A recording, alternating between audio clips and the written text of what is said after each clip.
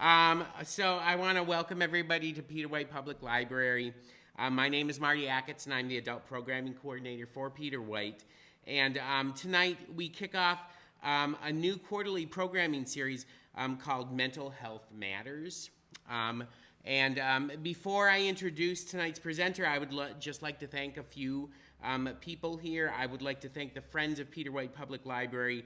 The Friends provide so many of the resources that for so much of what we do here at Peter White, including all the equipment for the live streaming that we do. So we have to thank Peter White. If you're watching online, we have to thank the Friends for that because they made this possible. And I also want to thank Robert and Meredith Kulishek, whose generous donation funds our Community Conversations series as well, which is what this is a part of, the Community Conversations. So yesterday we heard Dr. Amanda Nickerson of the Alberti Center for Bullying Abuse Prevention talk about school bullying. And one of the things that Dr. Nickerson reinforced in both of her presentations yesterday was the fact that bullying occurs in all schools. There are some people that say, oh, bullying doesn't occur in, Father Marquette or this school or that school, but it occurs at all schools, and Dr. Nickerson really reinforced that. And she also touched upon the effects that the pandemic had on young people's mental health, especially heightening anxiety, sadness, anger in so many of our students. So tonight's presenter, Deb Corello of the Catholic Social Services, continues the conversation that began yesterday about how to provide the support that our young people need. And speaking about how parents, grandparents, and any kind of care provider for young people can identify problems and help young people cope with mental health issues, which have become really, really prevalent. So let me tell you a little bit about Deb. Deb grew up in the Upper Peninsula, and despite the winters, and I give her credit for this, has been here her whole life and intends to stay here in the Upper Peninsula. So she must not mind 6 months of winter and 3 months of relatives. So she got started in substance use disorder by working inpatient at a substance use disorder treatment facility. And it had been a job to earn extra money when she first started it, that she had been pressured into working because a friend worked there and they needed a lot of help, right? So Deb actually, when she started doing it, she fell in love with substance use disorder counseling, and has continued to work in the substance use disorder area for over 15 years. She received her CADC, Certified Alcohol and Drug Counselor, from the Michigan Certification Board of Addiction Professionals. Recently, Deb graduated from Northern Michigan University with a master's degree in social work in May of 2022, which is a feat if you're working and trying to go to school. I can guarantee you that's a lot of work and a lot of late nights, and if you have kids, it's even worse. So Deb is also an ordained minister through the Universal Life Church with over 16 years of working with substance use, counseling, and care. She's passionate about continuing to research and educate herself on how to help others live their lives, live their best lives. With Catholic Social Services of the Upper Peninsula, Deb provides behavioral health services as a therapist. Her primary client population is adults, but she believes that everyone has the ability to live their best life, and she believes it is her job to educate others with the resources they need to do that. Deb studies multiple belief systems and is comfortable meeting clients with multiple spiritualities, spiritual levels, and those who do not even have a spiritual component in their lives as well. Even though she works for Catholic Social Services, it's an all-encompassing kind of service. So, but in her downtime, which I don't know where you have downtime, Deb, she enjoys reading, learning, playing video and board games, which would be right up my son's alley. So please join me in welcoming to Peter White Public Library, Deb Corello. Thank you so much. As I mentioned before, you get the bar so high just so I can lower it so much lower. And yes, despite the winters, I guess the biggest complaint is shoveling out the car in the morning. So as long as there's only a couple times a year, I can handle that. So right now, today, even though it's not my forte as much as some other areas, I have done plenty of research. I have spoken with our child specialist in the office and gotten approval from several coworkers as well. I always like to do plenty of research on the topic. We're looking at helping children cope with stress, sadness, and anxiety. And first and foremost, I really want to thank you for being here to watch or tuning in for this, because mental health has been so stigmatized for so long. And just recognizing that it is something that's true and real and affects us, and there are things that can be done. You just have to be able to see the signs and be willing to help the individual find what they need to make themselves feel better. So I want to say that it's been way too hard for too long to admit there's a problem. And those who don't seek help or are afraid to offer or ask, there can be damages to mental health, development, and so many people can live a much lower quality of life for either being afraid to say something or having their own shame. So it's very important that this conversation come up. So I want to get you guys thinking, when was the last time you didn't have control over something big and were stuck doing it anyway? That is huge. It could be anything from being an adult and doing dishes. It could be if you want to go to work that day, paying bills. So if you didn't want to go to work, you know if you're sick, you know if you're faking, you know why you don't want to go to work. As an adult, you can logically call into work. If a kid tries to skip, are they skipping too much? How much work can you miss? You generally know the consequences. As an adult, we can generally see further out. We can generally know if I don't go to work for this amount of time, there's going to be bad things that will happen. Whereas it's harder for the kid who maybe doesn't get along with their teacher or does have bullying, or maybe there's something else going on at school and it's hard for them. If it's paying bills, as adults, we can go without that. We could cut back on things. Oftentimes, kids can be bullied or shamed for not having the coolest or neatest toys, clothes, phone, anything, pod, pad, fill in the blank. So, as an adult, we generally know consequences, and we understand how much control we have over our lives. If we really are not happy with coworkers or a boss, and it can get to the boiling point, we can quit and do something about it. As a child, you may not have that option to go to a different class or school, or it might be enough of the kid population that bullies for whatever reason where you don't feel like you can get out of that situation. You may not even realize that that's an option. So just having the experience too that things do end, it does not last forever. For kids, I mean, imagine sitting for 10 minutes in a quiet room. Depending on the age, kids are going to really struggle with that. Adults are going to be like, oh, that was 10 minutes? Like, dude, I could sit here longer. This is a break from so much. So, as adults can suffer from depression and anxiety, it's absolutely no wonder that children can too. So in this presentation, I'm going to tell you some symptoms to look for. These symptoms are all things that you may come across in normal everyday life. I encourage you to track patterns and the impact of these symptoms. And I want to say I'm giving information. I shall not confirm nor deny any need for medication, treatment, or other kinds of treatment for the child. That needs to be between yourself and the child's doctor, or yourself, the child's doctor, and their counselor.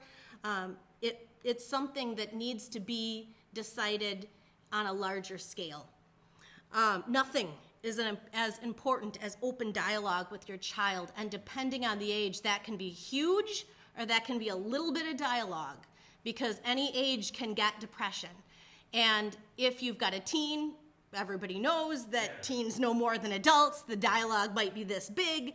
But if you have a kiddo, you may be limited simply in the child's understanding of the situation or their ability to explain how they feel. If the child is not willing to talk to you, highly encourage the child to speak with another appropriate adult. Maybe somehow the child has a connection with a teacher, maybe a counselor in the school, especially if they're teen. Can they talk to uncle or aunt, fill in the blank, blood or not? Is there someone that's an appropriate adult that can help disseminate between the two of you if, again, child is in one of those situations where I know everything? So what should you look for in kids? I was kind of warned a little bit by my coworkers. There's a lot of information on this slide, but I wanted to make sure that people had a chance to look at it. So I did include it. So there it is. With anxiety, and this is from childwatch.com and kidshealth.org, fear of being away from their parents, fear of places with lots of people like the school or the store, having heart pounding, difficulty breathing, fatigue, headaches, stomach aches, or other symptoms just from thinking about going to these places or going there themselves. Some of these probably sound to people like panic attacks, and they can be sometimes. Worrying to excess about the future or bad things happening, not eating or reduced appetite, difficulty sleeping, finding it hard to concentrate, fidgeting, and we all know we've seen some of these things in daily life. So again, I can't stress enough, it's seeing when it starts, tracking patterns. Is there something it can be linked to, a problem at school? So for depression, you're kind of looking at sad or bad moods, losing joy in activities they used to love, not just growing out of them.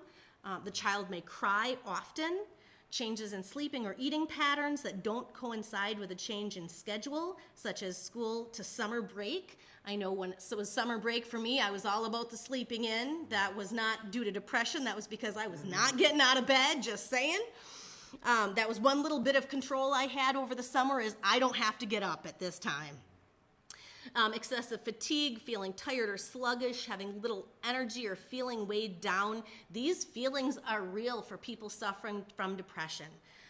Issues with concentrating and staying focused, being self-critical, or overwhelming feelings of guilt, worthlessness, or not being good enough, self-harm or destructive behavior, or aches and pains when the child is not sick, including stomach aches, headaches, or just not feeling well. And I keep reiterating, these are some examples, but they're not exhaustive. Prepubescent children do not necessarily have the same symptoms as adolescents and adults. So if a child has one or two symptoms, talking with them, I'm going to keep stressing talking with them is very important.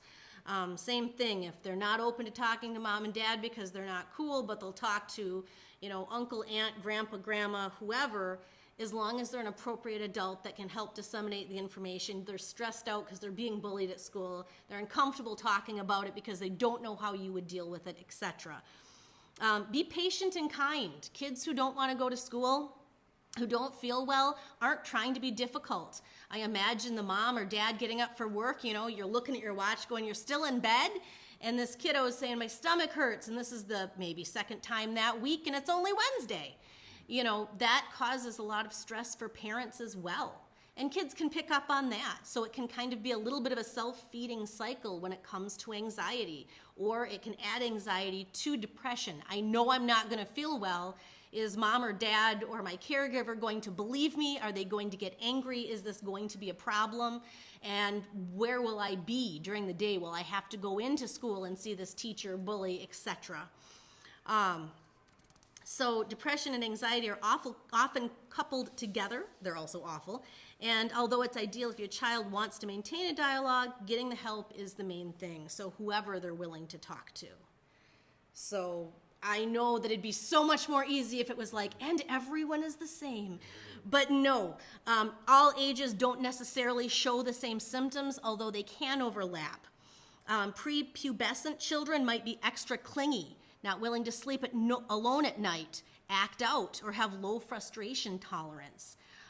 You may find them referring to stress or anxiety when they are playing dolls or playing house or in whatever they happen to be doing. And meanwhile, older children may refuse to go to school, have mood swings, socially isolate, feel restless, have changes in their grades, or have thoughts of suicide.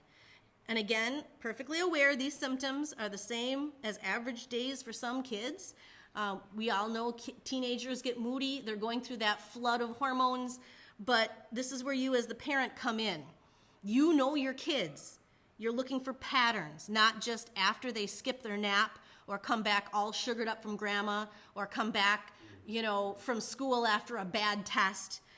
You're looking for a trend. And it's perfectly okay to ask open-ended questions, especially to kiddos. You've got somebody younger. I noticed you've been sad more often lately. Can you think of what might make you sad?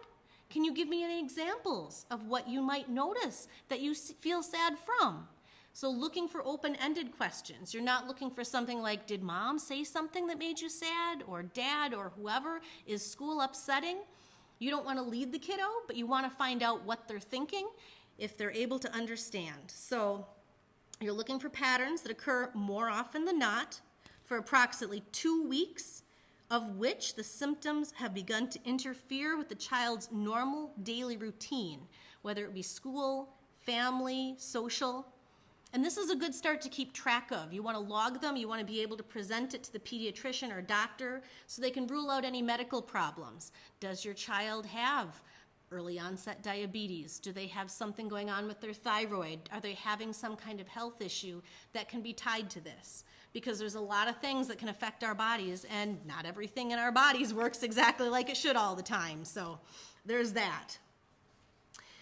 But why my child or children? And I can't stress this enough. There's not a single simple answer. There are so many causes, and there's so much influence in the world today. It could be something that makes them feel bad from TikTok, or it could be something going on at home that maybe mom or dad have been trying to keep to themselves, but the kiddos have been picking up on it, and maybe they think they're to blame. Kids love to blame themselves for things, oftentimes, until they're teenagers when they usually blame parents. But we're talking in general. Some children are just genetically more sensitive to depression or anxiety. It can run in the family.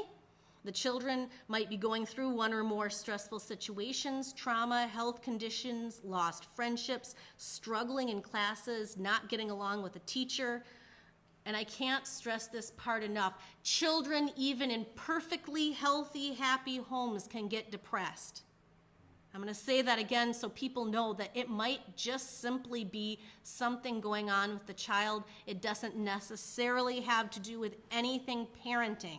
So for the people who are feeling like, oh my goodness, is it because of me? It might not be at all. This is not necessarily a bearing on your parenting in any way. This is that children can still have depression and anxiety in healthy, happy homes. They're only in the home for how many hours a day, and the rest of the time they're in school, in the internet world, in TikTok land, in YouTube or Instagram, and there's so much influence coming at their small, developing brains as they learn and grow and as they're around other people. And it might be that their best friend is going through something hard and that they're feeling for their best friend. And it might be something involving their family or friends or what have you. It's not necessarily anything to do with parenting. So, there are ways to help with anxiety and depression. And I put these up here intentionally to give people a chance to look at them a little bit more. Depending on the age, you can talk to a doctor. You can set somebody up with a counselor and have this. Some of the things such as, medication or, some of the DBT or CBT are best done by professionals, but talking with a counselor for play therapy, family therapy. Something parents can do, daily exercise. Is your child getting enough exercise to burn off some of that cortisol, some of those stress hormones, some of the things that may have gotten in their mind during the day, and just get that exercise in? Are they eating healthy? For those of you who remember the Super Size Me movie, the effect of eating too much processed food and just being lethargic and not feeling good. Are they getting vitamins and minerals and nutrition? Is there something your doctor can help them with? Are they absorbing those vitamins and minerals and nutritions? Is there a health issue? So healthy eating, medication, practicing mindfulness. This is something that you'll probably hear more from a counselor, but it's not something that you couldn't just do every day. If the child is stressed out or unhappy, maybe seeing if they can name 5 things they see, now 5 things you smell, 5 things you hear, and just going through the senses. And can that calm them down a little bit? Or are you finding out from those senses that maybe there is an issue? Is it allergies or a sickness? Light therapy is an option. It's funny because I put it down as light therapy, but everyone I've talked to has always heard it as happy lights. And you can get them on Amazon for anywhere from $25 to sky's the limit amount of money. Is this something the doctor thinks would be helpful? We do not get enough vitamin D from sunlight, especially in winter months, when you leave the house in the dark and you get to see that beautiful, gorgeous sunshine out the window and then go home in the dark. So asking your doctor or your child's counselor, would this be good for them?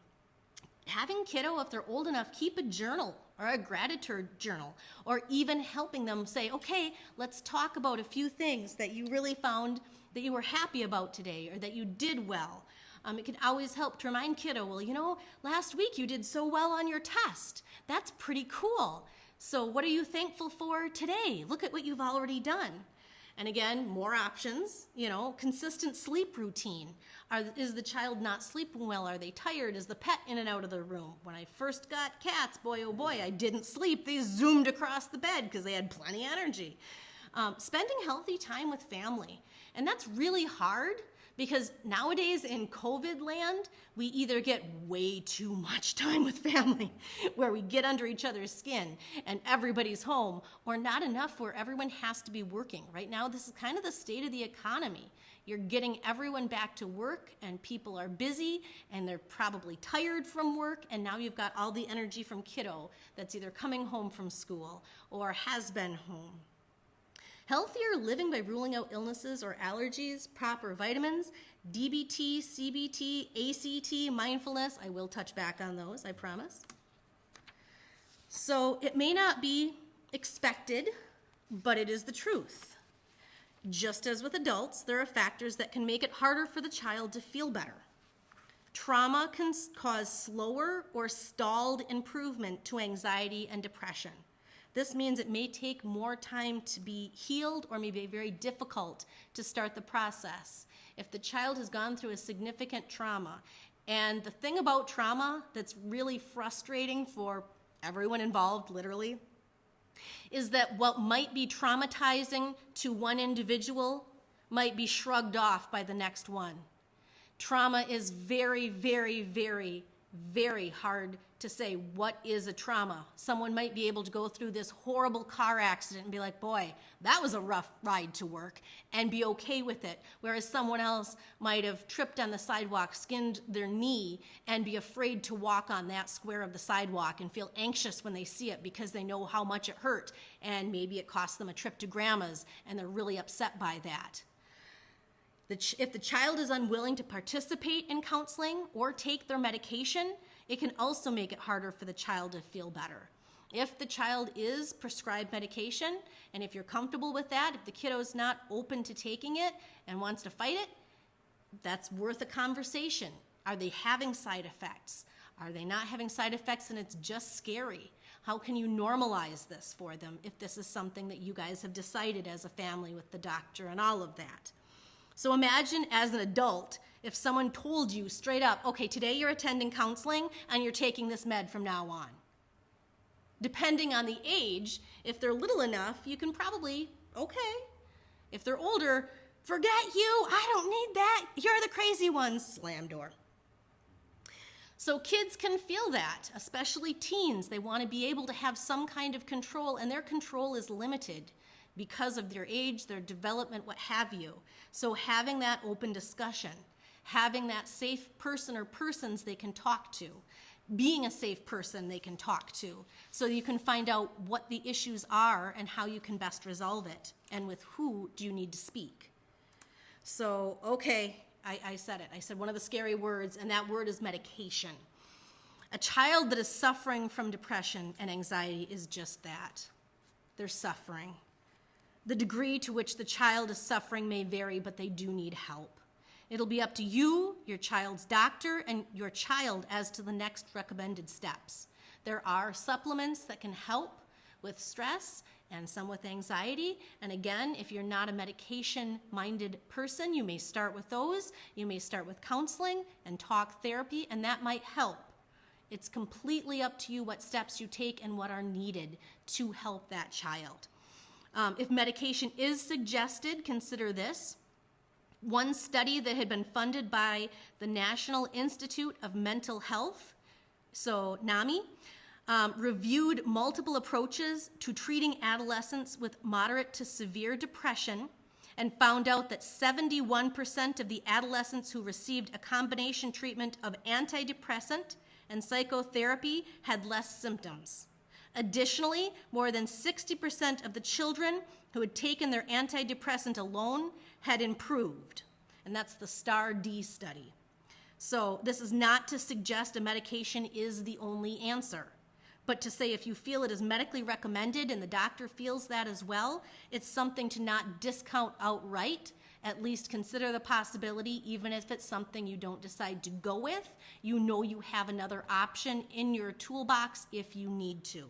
So there's something even called gene site testing that can help determine which medications may work best for your child, and that's based on our current knowledge of DNA, and I will actually go into that. Some things you may hear regarding counseling or possibly even from your child's doctor. Gene site testing is a way for a doctor to decide which medication may be best for you or your child. It's basically a mouth swab, and they test what we know currently from DNA. In 5 to 7 days, the information is received back to the doctor so they can go over the results. It tells you whether your child is a fast or slow metabolizer or a normal metabolizer. It gives a list of medications, again, based on our current knowledge of genetics, that would allow the child to have the least side effects were they to take them. This also is something that can be done with adults as well. I mentioned before I was going to explain DBT and CBT. DBT is dialectical behavioral therapy. It's a talk therapy for individuals who experience emotions very intensely, and it's common for multiple mental health issues. It involves understanding how thoughts affect emotions and behaviors. You're generally going to hear things about the wise mind being a conglomeration of the emotional mind and the black and white thinking mind. CBT is cognitive behavioral therapy, and it's a talk therapy that involves changes in thinking patterns by recognizing patterns and changing them.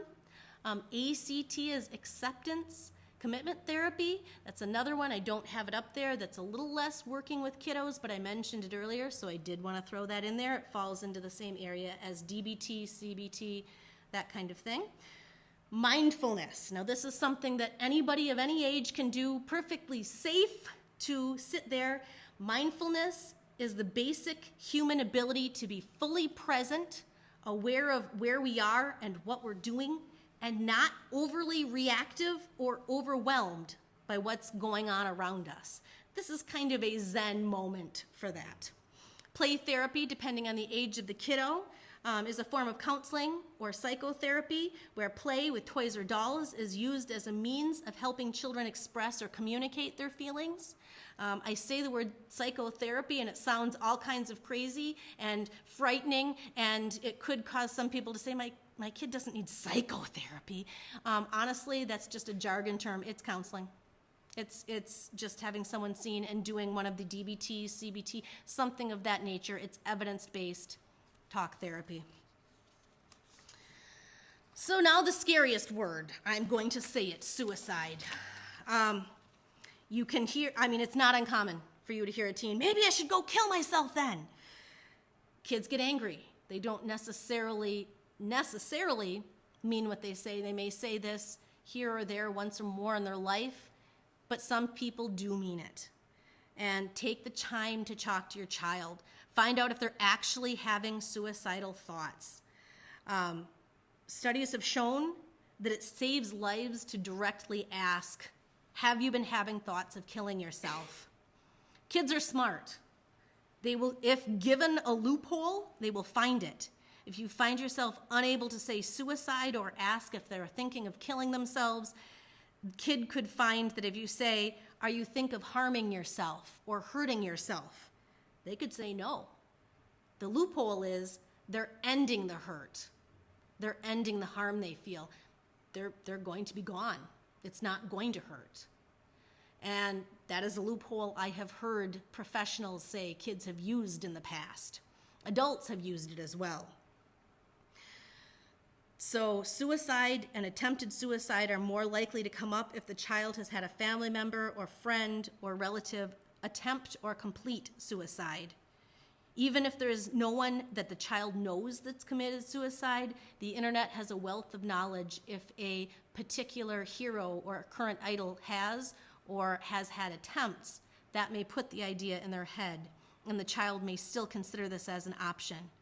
If your child does say this, please don't get mad.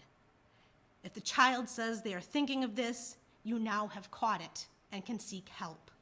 This is their way to live.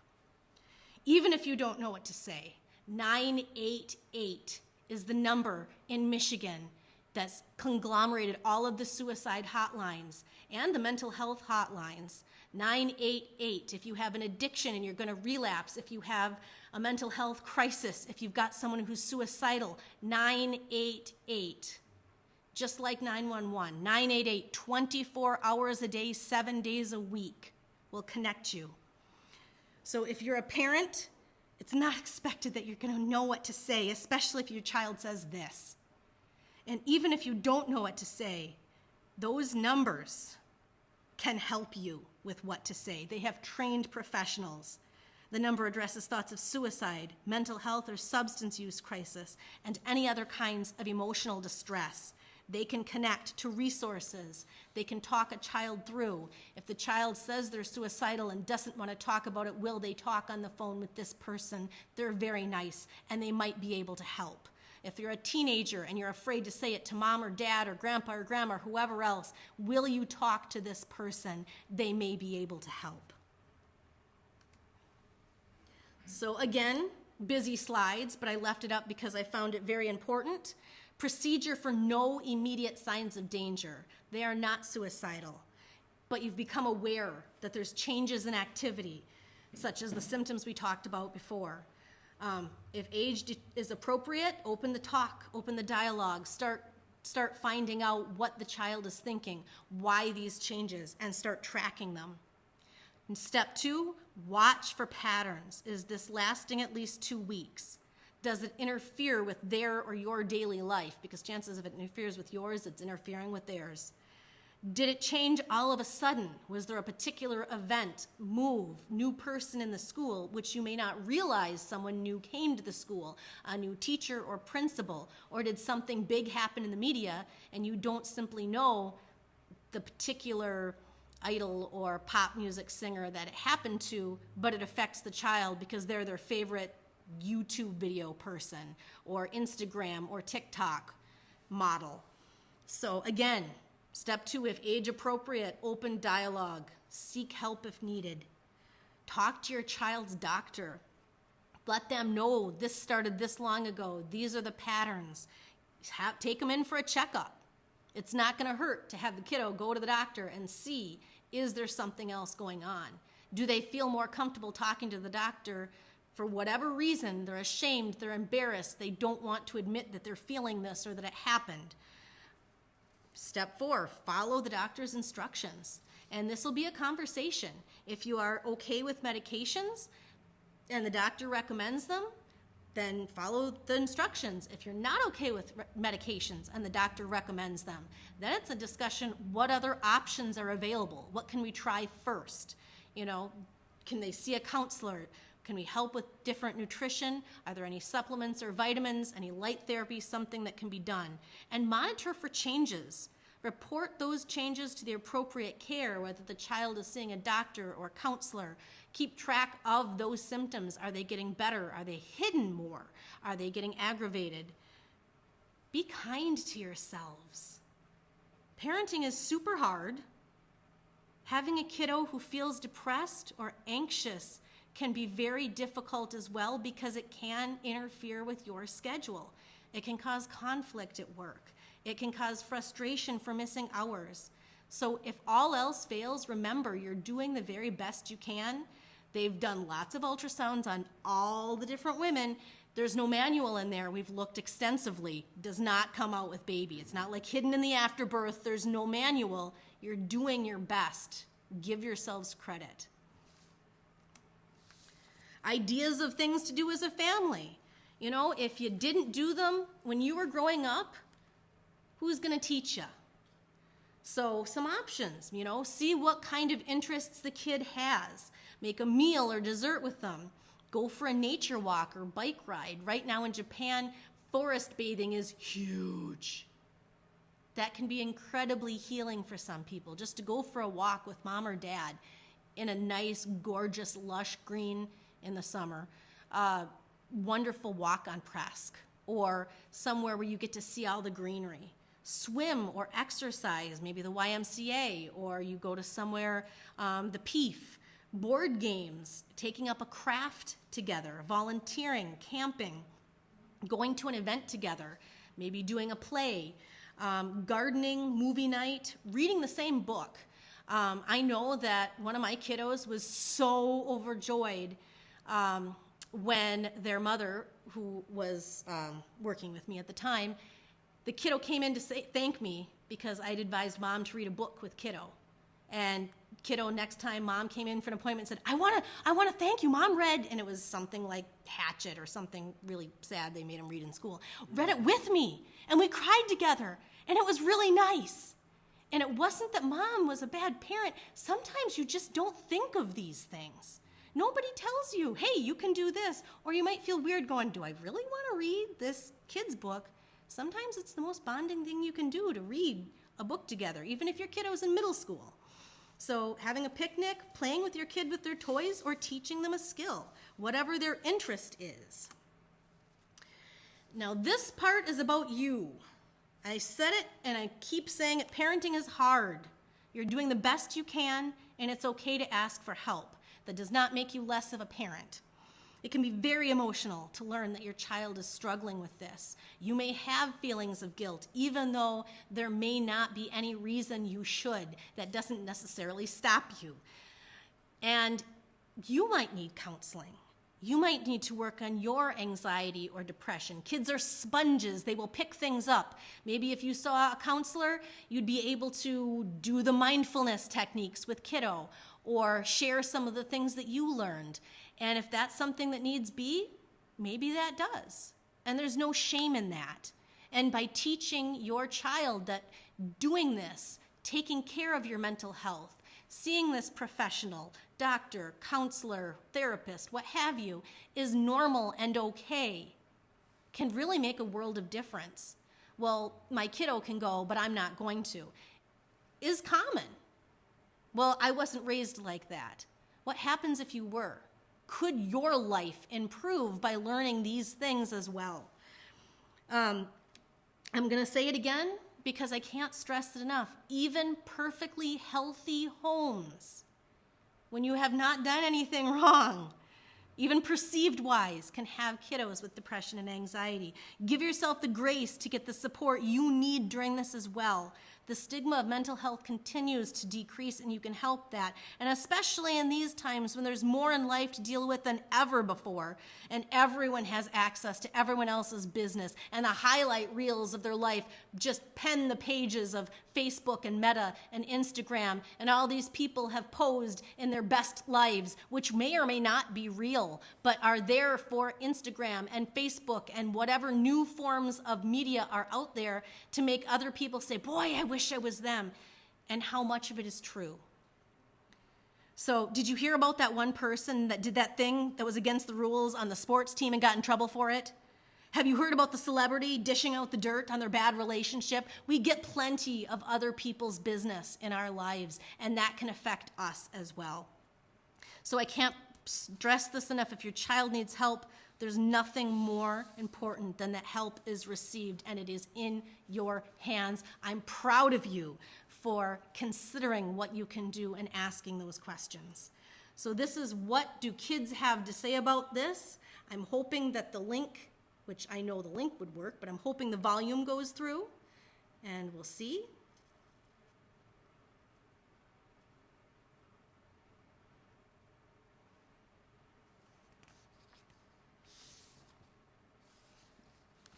And it is thinking, and that is okay. If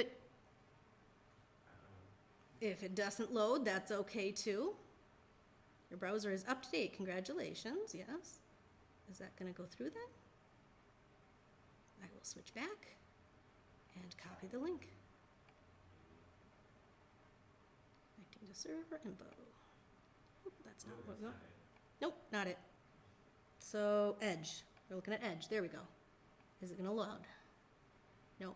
It won't load. It has kids, small children, this young girl, and she's talking literally like a 4-year-old girl would speak, saying, when I get sad, it feels so heavy. When okay. When I have this issue, I'm glad it is updated. Okay. So there's the PowerPoint. I think it's because we got new Wi-Fi equipment, so it isn't. Try the Shiras screen display, maybe? I think that's for the wireless screen projection. Oh. So let's just go to the regular Wi-Fi, because we just got new Wi-Fi access points earlier this week, so.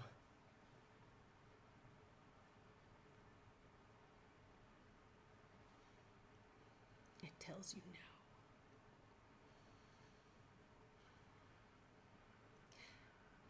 You can find it online, and if I have to Google, I can.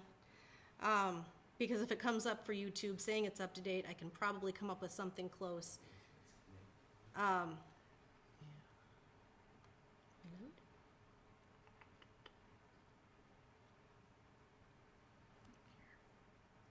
I'm going to copy that out. Open a new tab. Yeah, it's.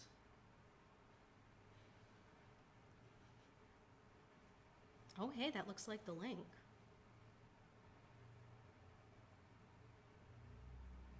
I'm recognizing the 4 on it. So that's a plus. It's going to decide whether we can, but I'll kind of put it out though. Anxiety and depression. Oh, hey. There we go. It's a short little video, but let me tell you. The most stressful parts of my life so far has been the first semester of 6th grade.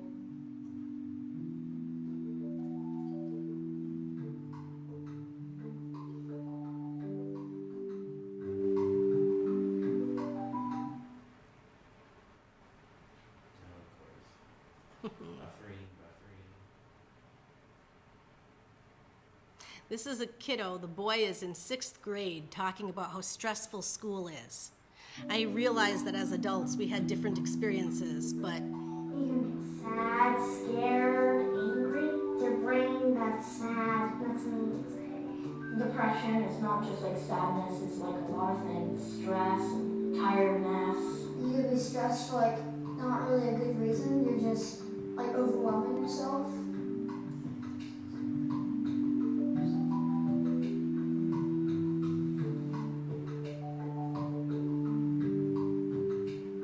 When someone took my toy and didn't give it back even on Monday. When my grandma's dog died, I felt sad. His name was Snaggle. He died at like 15, I think. They had to put him down. We got to pet him a bit. I was pretty upset.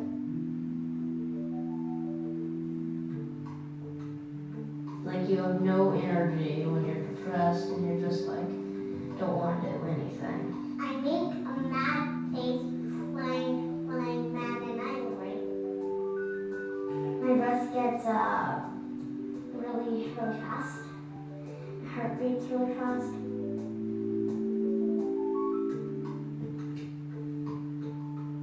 I feel like my stomach starts hurting. All I want to do is just forget all of this.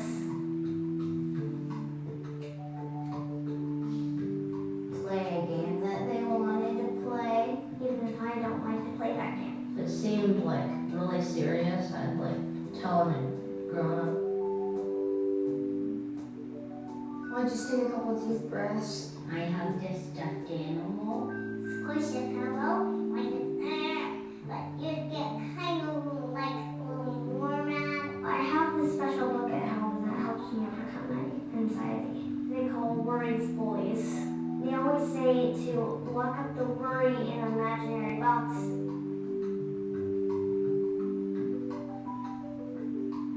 And say, cheer up.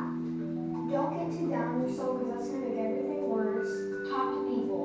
Like someone that you can trust. Someone that will listen.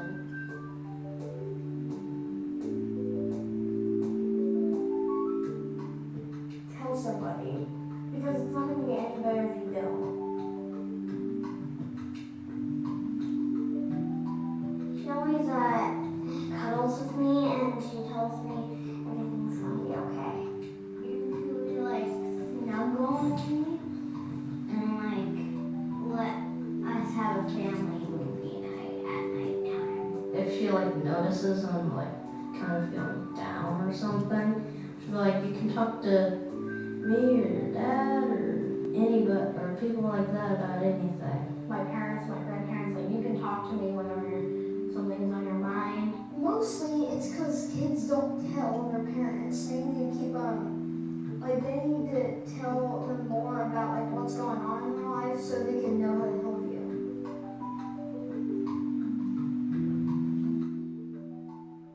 Those kids are so smart. And so young. I know. So many people. Go back to that window. I think it's gonna autoplay another video. Yep. Stories of the Bible. Back to that window, closing. There we go. Then I will go back. Nope, that's the intro. And I'll just skip to my slide. Something happened with the connection on this. Oh. Perfect, I can have my slide up. From current slide. Ta-da! Alrighty, so I liked that video because it was an eye-opener. That kid could hardly really speak without lisping because they were so young, they were losing teeth. And people may not realize that that can happen. But if we think about schools, how many schools have metal detectors? Or instead of just having like tornado drills, have shooter drills. That in and of itself can be scary to kiddos. So please know that kiddos have that. And this is some of the places. Sunta, Integrative Health, takes kiddos. Emily Albro takes kiddos. Fran Waters, Functional Behavioral Health. Marty Potter, Resolutions Professional Counseling. Catholic Social Services. Paula J. Burr, Tula Therapy. I am not pushing anywhere in particular, just that there is help out there, that kiddos have options, that there is someone who can say it's not something that you have to blame yourself for, either you or kiddo, and we can do something for it. And that's phenomenal. So I'm going to throw out my lovely works cited page because yes, I did my homework and having recently graduated from college, this is a requirement. So, leaving it up, I'm also going to take questions if anyone has questions.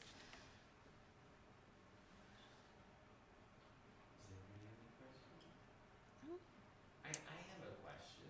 So, I have a son who struggled with depression a great deal over the last couple of years, even suicidal ideation and attempts. And my struggle right now is constant worry, you know, that, like, what's he doing? And, and you kind of, and he's in 9th grade now. So it's like when you ask him how's school, all you get when you pick him up is fun. I mean, I don't even know how to, engage him and to try to talk even more about it. And I think that can be hard based on age. So knowing how to open that dialogue, and I think by that age, simply being honest. If he has been willing to share that he has had suicidal ideation, thoughts, planning, or attempts, it's something where you can say, you know what? I find myself worrying a little about you. How are you feeling? Have you been having suicidal thoughts lately? How is your stress level? Just straight out asking those questions. And even having the dialogue if your child is comfortable talking to you, or even saying, hey, does this make you uncomfortable? Is there someone else you'd like to talk to? I don't know if your child is in counseling or therapy, but that would be a good thing, is telling the therapist, I would like to establish a good rapport so that my son can come to me or feels he can come to me, and I feel I can go to him and ask him how he's feeling as far as if he's suicidal, if he's been having those thoughts, if things are going well. I find that a lot of times parents do want to protect their kids, as is completely normal, but that also causes them to limit their vocabulary. And chances are, doing counseling and stuff, we kind of look at kids with a more adult lens, where we will ask, so are you feeling suicidal? Do you feel like you can talk to your parents? Why or why not? I do have worries because I know you felt suicidal in the past. You know what? Is there any way we can kind of check in on this so I can feel better about you? It would allow me to feel more comfortable and give you a little more space, rather than worrying and unintentionally maybe trying to smother you, where I want to know you're safe and I keep kind of coming in or checking in, and you're like, come on, I'm in 9th grade, I'm old enough, you're smothering me. I don't want to smother you, but I want to know where you're at so we can help if we need to. And then seeing if there's anything going on in the school, maybe talking to the school counselor. I feel like I've seen a change. Can you keep an eye on him or check in with him?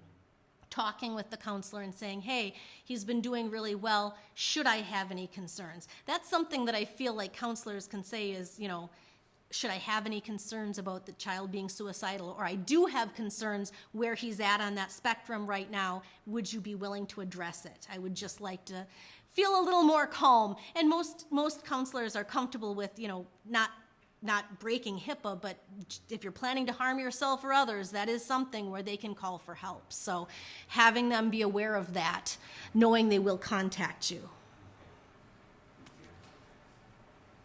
I'm very good at talking a lot, and as my clients know, I like to tell those stories. So if you do think of something else, and I know you had your information up, this is being done by the library, reach out. I trust you'll get me any follow-up questions, and I will do anything I can to answer. I openly and willingly and happily admit that I'm a little bit of a nerd, so I like research, and I have a lot of wonderful, brilliant colleagues, ex-classmates who work in different areas, and I can probably find the answer or connect you with somebody who can find the answer. But again, I'm going to say those 3 numbers that could save a life, even if you teach them to your kiddo, to be able to tell others, 988. If a child is feeling stressed or depressed or something happens and they're scared to talk to mom or dad, what if they're mad at me for this? What if they blame me for this? And they need to talk to somebody and they are feeling in a mental health crisis, 988. They can call from the rooms if they have a phone, and if they're in danger, of course, mom and dad will be involved. If they are processing, it might be something where they get in touch with someone who can put them in touch with a counselor. Hey, mom, could I see this person? Hey, dad, could I talk to that person? So, thank you. Yes? What about having the child talk to a minister or talk about the Bible or something? Which is always an option. It depends on your spiritual belief system. You can have, if you happen to be Christian, minister, priest, if you happen to be Jewish, rabbi, spiritual counseling is always an option.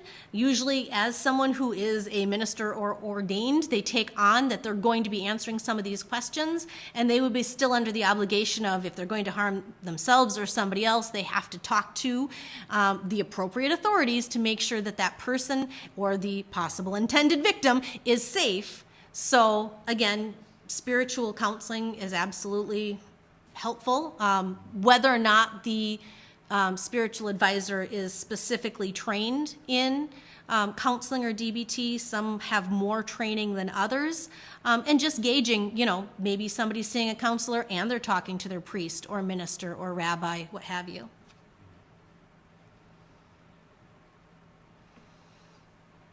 All right, well, thank you so very kindly.